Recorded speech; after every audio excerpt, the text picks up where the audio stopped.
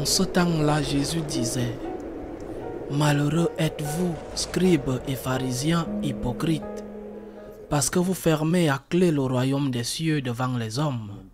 Vous-même, en effet, n'y entrez pas, et vous ne laissez pas entrer ceux qui veulent entrer. Malheureux êtes-vous, scribes et pharisiens hypocrites, parce que vous parcourez la mer et la terre pour faire un seul converti. Et quand c'est arrivé, vous faites de lui un homme voué à la géhenne, 2 fois pire que vous. Malheureux êtes-vous, guides aveugles, vous qui dites: si l'on fait un serment par le sanctuaire, il est nul. Mais si l'on fait un serment par l'or du sanctuaire, on doit s'en acquitter. Insensé et aveugle, qu'est-ce qui est plus important, l'or ou bien le sanctuaire qui consacre cet or? Vous dites encore: si l'on fait un serment par l'autel, il est nul. Mais si l'on fait un serment par l'offrande posée sur l'autel, on doit s'en acquitter. Aveugle, qu'est-ce qui est le plus important, l'offrande ou bien l'autel qui consacre cette offrande? Celui donc qui fait un serment par l'autel, fait un serment par l'autel et par tout ce qui est posé dessus. Celui qui fait un serment par le sanctuaire, fait un serment par le sanctuaire et par celui qui l'habite.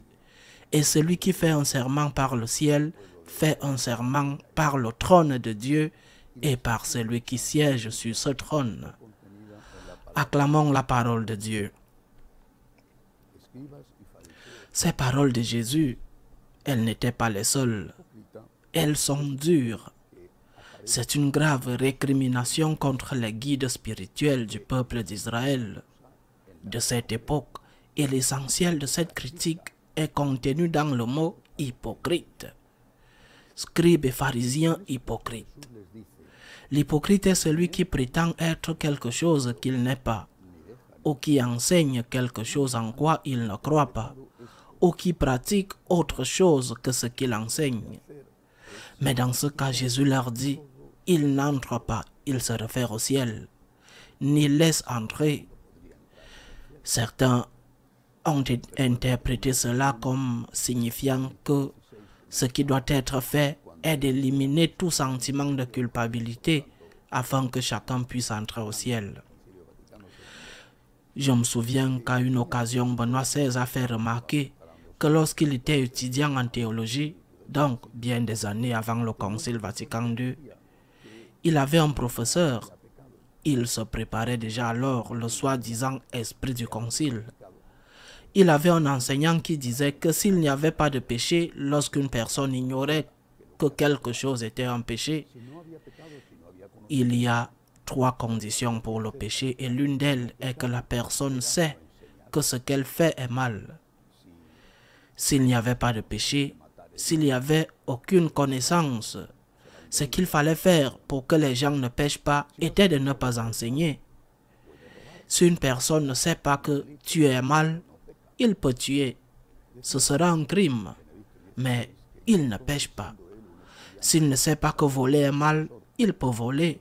Ce sera un crime, mais il ne pêche pas. Benoît XVI avait l'habitude de dire que même alors, étant étudiant et écoutant ce professeur dire ces choses, il sentait qu'il y avait quelque chose qui n'allait pas.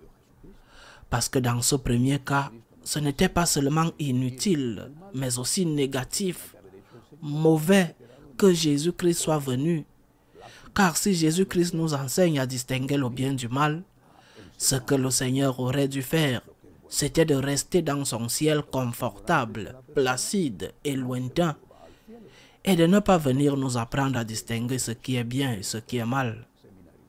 Plus la personne est ignorante, plus la personne est sûre d'aller au ciel, selon la thèse de ce professeur du séminariste Ratzinger. Il disait: j'ai réalisé, j'ai eu l'intuition que c'était une grave erreur, car il y a une autre conséquence qui n'est pas seulement la conséquence de la conscience de la personne, mais des effets. C'est ce qu'on oublie, et c'est ce que beaucoup oublient. Je donne toujours ce même exemple, et non pas parce que j'ai quelque chose contre ceux qui fument, mais c'est un exemple très simple à comprendre. Si une personne croyait sincèrement, parce que c'est ce que la publicité lui a dit, bref, parce que personne ne lui a dit le contraire, que fumer c'est bon pour les poumons et que mieux 2 paquets par jour qu'un seul. Et s'il fumait tous les jours une énorme quantité de tabac, allumer une cigarette avec ce qui reste de l'autre, parce que cette personne serait innocente du point de vue moral, il ne sait pas qu'il commet un péché contre le 5e commandement. Il ne sait pas. Ne sait pas qu'il se suicide. Eh bien, il sera innocent du point de vue moral. Mais ses poumons ne comprennent pas ces arguments et il aura un cancer. Et dans cette philosophie, la théologie qui nous domine, et qu'avec l'exemple du jeune étudiant Ratzinger, il est clair que cette philosophie, cette théologie vient de très loin. La conclusion a été atteinte, que les choses sont mauvaises ou bonnes, parce que l'Église le dit. Que si l'Église arrête de dire que ceci, quoi que ce soit, est mauvais, alors les choses cessent d'être mauvaises. Donc, la faute de quelque chose d'être mauvais incombe à l'Église. Et c'est pourquoi pas mal de prêtres, suivant l'exemple appliqué à d'autres moments historiques comme le nôtre, mais le même exemple du professeur Ratzinger, pas mal de prêtres se sont lancés dans la voie de dire « ceci n'est pas mauvais, comme ça tu pourras aller au ciel, parce que puisque ce n'est pas mal, rien ne se passe, tu peux le faire, ce n'est pas grave, ce n'est pas mal, c'est bon. » Ils ont enlevé le fardeau moral, le fardeau du péché, de la conscience de cette personne qui leur a fait confiance. Parce que, eh bien, c'est un enseignant, c'est un prêtre, même peut-être qu'il a un diplôme prestigieux dans une université chic. Il écrit dans certaines revues, bref, quoi que ce soit, il est peut-être même un évêque. Eh bien, si monsieur Untel le dit, alors on peut le faire. Parce que c'est pas mal, c'est l'église à l'ancienne, car quand cette église méprisable, cette église proscrite, cette église du passé, bref, cette église de Saint François ou Sainte Thérèse ou Saint Ignace, cette église méchante, maudite, horrible, cette église est celle qui a dit que c'était un péché. Plus maintenant, nous sommes dans la nouvelle église qui nous a libérés du péché et nous dit que ceci est bon. Le problème est que si c'est bon, peu importe qui le dit. Et si c'est mauvais, peu importe qui le dit. Et si c'est mauvais, ça nous fait mal, peu importe ce qu'on te dit. Avec toute la publicité du monde, dans le cas où ça existait aujourd'hui, ça existait avant. Que fumer, c'est merveilleux. Tes poumons ne comprennent pas la publicité. Tes poumons ne comprennent pas les normes morales. Le cancer apparaît. Tu peux le croire. Et sûrement, Dieu ne te le jugera pas pour l'avoir cru.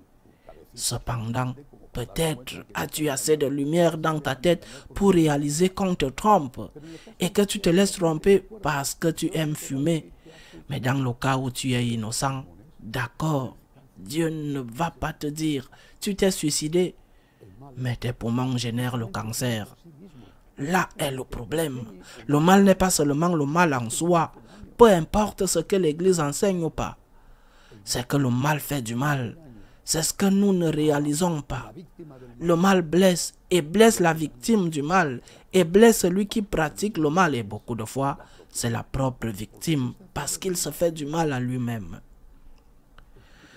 Je lisais l'autre jour, j'ai beaucoup aimé, une phrase de Saint Jean de Damas, l'un des pères de l'Église d'Orient. Il disait « Le Christ est aliment ». Il faisait référence à l'Eucharistie. Le Christ est aliment. Mais aussi, la vérité qu'il nous enseigne est aliment. La parole de Dieu est autant aliment, bien qu'elle soit différente, que l'Eucharistie. L'enseignement est autant aliment que l'Eucharistie. Nous sommes dans un monde si absurde, si ridicule, si pernicieux, qui considèrent qu'il vaut mieux ne pas savoir les choses, que plus tu es bête, plus tu es heureux, parce qu'on ne va pas te remonter à l'âge de pierre ou au temps des cavernes. On veut connaître la vérité parce que c'est la vérité qui fait libre, c'est la vérité qui nous aide. Et la vérité, c'est le Christ. C'est la vérité qui nous aide à ne faire de mal à personne et à ne pas nous faire du mal. Mais aujourd'hui, c'est une fête de la Vierge. Je ne vais pas finir sans faire référence à elle. C'est Marie Reine, la Reine, celle qui est à côté du roi. Elle n'est pas une déesse. C'est une femme pleine de foi, d'espérance, d'amour. Elle est à côté du roi qui est le Christ, qui est Dieu. Elle est la mère du roi, elle est la mère de Dieu. Et je me souviens que quelque chose que j'ai appris étant enfant et que j'ai entendu plusieurs fois, mais que j'aime à rappeler. Dans mon pays, en Espagne, quand nous allons nous confesser, on nous enseigne à dire, comme des enfants, quand nous arrivons au confessionnal, Ave Maria Purissima. Dans d'autres pays, on dit autre chose. Il y a même les pays d'Amérique où c'est le prêtre qui le dit, Ave Maria Purissima, et c'est le fidèle qui répond sans péché conçu. Dans d'autres pays, on dit, pardonne-moi Père parce que j'ai péché. En Espagne, on dit, le pénitent dit, Ave Maria Purissima. Et c'est le prêtre qui répond, conçu sans péché. On m'a appris que pendant la longue lutte pour faire approuver le dogme de l'Immaculée Conception de Marie, qui n'a été approuvé qu'en 1854, et qu'il y a eu des siècles de lutte, surtout par les franciscains, pour faire approuver ce dogme. Le peuple simple, le peuple de Dieu, se méfiait des prêtres qui n'aimaient pas la Vierge. Et puis c'est le peuple qui a décidé d'interroger le prêtre. Ils arrivaient au confessionnal, les pénitents, le peuple inculte qui ne connaissait pas la théologie, qui ne connaissait pas le latin, mais qui aimait la Vierge. Ce monsieur, cette dame disait au prêtre, Ave Maria Purissima. Et si le prêtre ne répondait pas, conçu sans péché, le pénitent se levait et partait. Ce prêtre n'était pas digne de confiance. Aujourd'hui, nous devons appliquer le même critère. Non seulement avec cette phrase de Ave Maria Purissima, un prêtre qui n'aime pas la Vierge n'est pas digne de confiance. Il ne peut avoir un prêtre qui n'aime pas la Vierge. Il y a quelque chose qui ne va pas. Il y a un problème. Il a un problème quelconque de formation, un problème moral, je ne sais pas. Mais il y a un problème. On ne peut pas être catholique, prêtre catholique sans aimer la Vierge.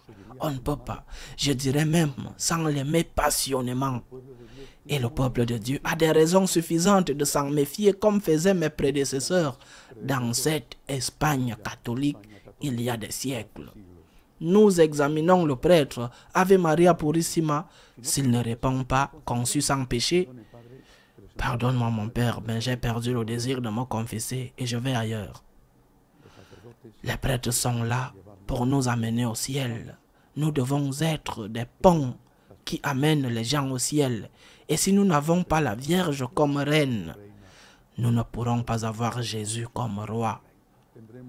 Nous aurons d'autres rois, d'autres dieux, d'autres reines, qui sait quel genre. Demandons au Seigneur, par l'intercession de Marie, notre reine, pour tous les prêtres, afin que nous puissions être témoins du Christ et non témoins de nous-mêmes. Loué soit Jésus-Christ.